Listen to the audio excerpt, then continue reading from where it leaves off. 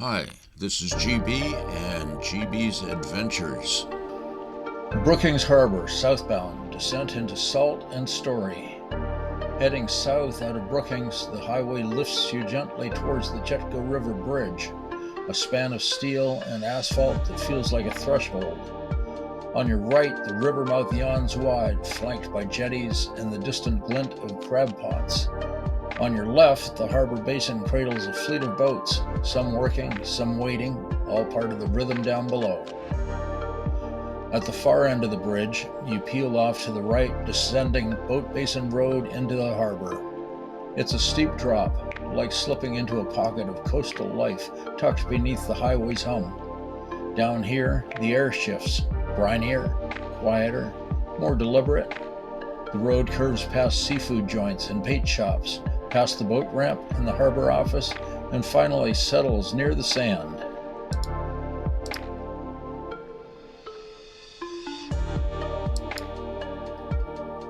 Before heading to the jetty, I stopped at Cazdori's Mexican restaurant. Tucked just uphill from the harbor, it's not flashy, just warm lighting, friendly staff, and the kind of menu that rewards curiosity. I ordered the carnitas plate, and it's perfect. Crisp edges, tender inside, with house-made salsa that bites just right. Back down at the harbor, the boats tell their own story. There are commercial crabbers, their decks stacked with pots and buoys, waiting for the season's green light.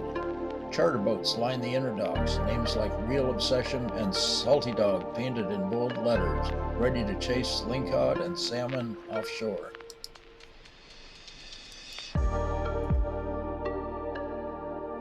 A few pleasure craft bob quietly, their owners likely up at Zola's sipping IPAs and watching the tide roll in. The harbor's not huge, but it's alive. Fuel pumps ticking, gulls circling, and the occasional shout from a deckhand tossing lines. To the west, the beachfront RV park sits right on the sand. No bluff, no dune, just a low fence and a few steps between you, your rig, and the Pacific. It's one of the few places on the coast where you can sleep with the surf in your ears and the jetty in your backyard. The sites are tight but well kept, with hookups, fire rings, and a view that shifts from fog to flame depending on the hour.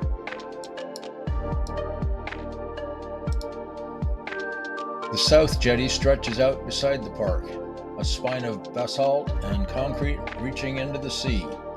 Along its length, you'll find fenced-off fishing platforms, simple railings and flat spots where families cast lines without worrying about footing.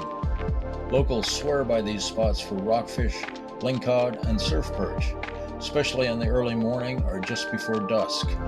Crab traps clatter against the jetty wall, and on lucky days, someone hauls in a keeper, Dungeness.